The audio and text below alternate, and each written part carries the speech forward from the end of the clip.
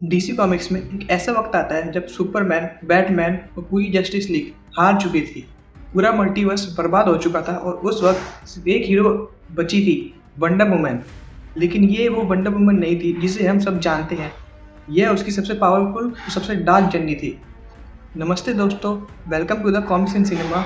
आज हम बात करेंगे डीसी कॉमिक्स के सबसे एपिक स्टोरीज में से एक, डार्क नाइट डेथ मेटल 2020। यह सिर्फ एक कॉमिक्स नहीं बल्कि पूरे मल्टीवर्स के फ्यूचर डिसाइड करने वाली वॉर थी। सब कुछ तब शुरू हुआ जब बैटमैन वो लॉक्स, जो बैटमैन और जोकर का एक नाइटमेयर वर्जन था, डार्क मल्टीवर्स की पावर हासिल कर लेता है। उसका सिर्फ एक मिशन था, पूरे मल्टीवर्स पर हमेशा के लिए राज करना। और धीरे धीरे सुपरमैन, बैटमैन, फ्लैश और ग्रीन लैंटर्न सब उसके सामने हारने लगते हैं। दुनिया अंधेरे में डूब जाती है। जब हर हीरो की उम्मीद खत्म हो चुकी थी, तब एक वॉरियर अब भी खड़ी थी। वो थी वंडर वुमन। उसे पता था कि इस बार स्ट्रेंथ से कुछ नहीं होगा। अगर मल्टीवर्स को बचाना है तो उसे खुद को बदलना पड़ेगा। और वहीं से शुरू हुई थी वंडर वुमन की सबसे डार्क और सबसे डेंजरस जर्नी। जब वंडर वुमन को समझ आ गया कि सिर्फ ताकत से जंग नहीं जीती जा सकती, तब वो ऐसी चीज़ की तलाश में निकली जो पूरे मल्टीवर्स की तकदीर को बदल सकता था, जिसका नाम था क्राइसिस एनर्जी। ये वही कॉस्मिक पावर थी जिसने डीसी यूनिवर्स के सबसे बड़ी इवेंट को जन्म दिया था। लेकिन दूसरी तरफ बैटमैन वो लॉस भी रुकने वाला नहीं था।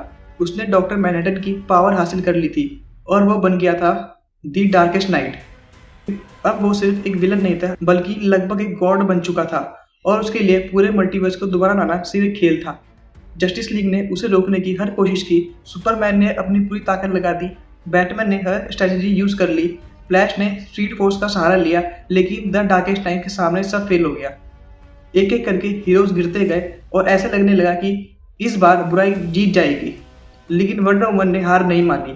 उसने मल्टीवर्स की सबसे खतरनाक जगहों का सफर किया और आखिरकार क्राइसिस एनर्जी तक पहुंच गई।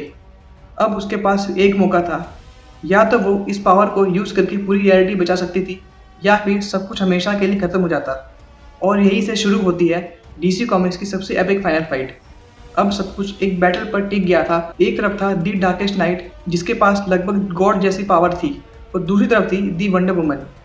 लेकिन डियाना जानती थी कि दुश्मन को सिर्फ पंचेस से नहीं हराया जा सकता, इसलिए उसने क्राइसिस एनर्जी की पावर को अपने अंदर अब्जॉर्ब कर लिया।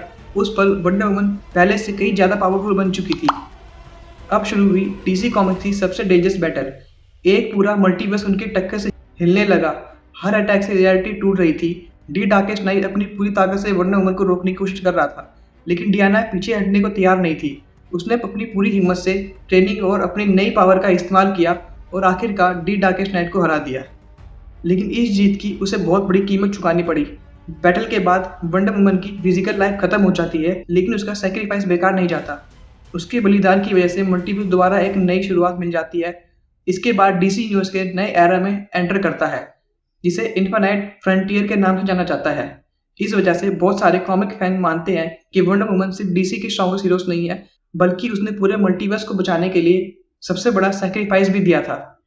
और कमेंट करके बताओ, बैटमैन, सुपरमैन और वंडर वुमन में सबसे बड़ा हीरो कौन है? अगर आपको ऐसी डिटेल कॉमिक्स पसंद है तो कॉमिक्स एंड सिनेमा को सब्सक्राइब करना मत भूलना। मिलते हैं अगली वीडियो में।